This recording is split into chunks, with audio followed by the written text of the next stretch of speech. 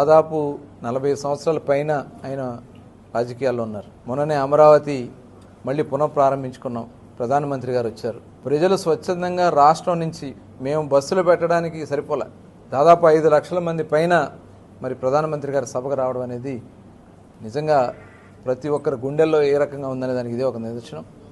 ప్రధానమంత్రి గారు కూడా ముఖ్యమంత్రి గారు చేస్తున్నటువంటి కార్యక్రమాలను నేను మొట్టమొదటి నుంచి కూడా ఫాలో అవుతానని చెప్పడం అనేది అలాంటి నాయకుడు ఉండడం మన అదృష్టం. ఇవాళ చూసాం జగన్మోహన్ రెడ్డి గత ప్రభుత్వంలో. మేము మొట్టమొదటి నుంచి చెప్తున్నాం, ఆనాడు రాజశేఖర రెడ్డి గారు ముఖ్యమంత్రి అయినప్పుడే వాళ్ళ అవినీతి కార్యక్రమాలు ఏ రకంగా స్టార్ట్ అయినాయని చెప్పి ఆ రోజు నుంచి పోరాటం చేస్తున్నాం. ఇవాళ అది రుజువైంది. ఓబులాపురం జడ్జిమెంట్ నిన్న వచ్చింది.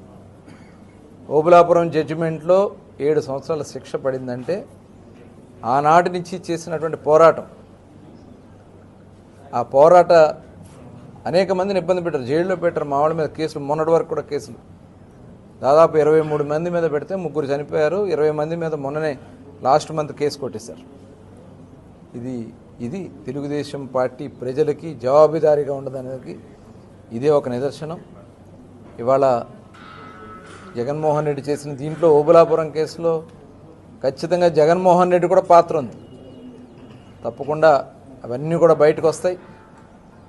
లిక్కర్ స్కామ్ ఆల్రెడీ ఇప్పుడు చూశారు ఎంత వస్తుందో, ఎక్కడెక్కడ ట్రాన్సాక్షన్ జరిగినాయి, ఎవరెవరు దీన్ని అనుకున్నారు, అధికారులు ఎవరున్నారు, అన్నీ బయటకు వస్తున్నాయి. సూత్రధారి కూడా బయటకు వస్తాడు. ఎవ్వరూ తప్పించుకోలేరు. చాలా పారదర్శకంగా ఈ ప్రభుత్వం పనిచేస్తుంది. ఖచ్చితంగా ఈ రాష్ట్రాన్ని ప్రజలందరూ కూడా గమనించాలి. ఎవరు ముందుకు తీసుకెళ్లరో, ఎవరు అధపాతాళానికి తొక్కగలరో ఆల్రెడీ గమనించారు. ఇవాళ మళ్ళీ కులాలని చెప్పి, మతాలని చెప్పి, లేకపోతే రకరకాల కుట్రలతో మళ్ళీ జగన్మోహన్ రెడ్డి బయలుదేరుతా ఉన్నాడు.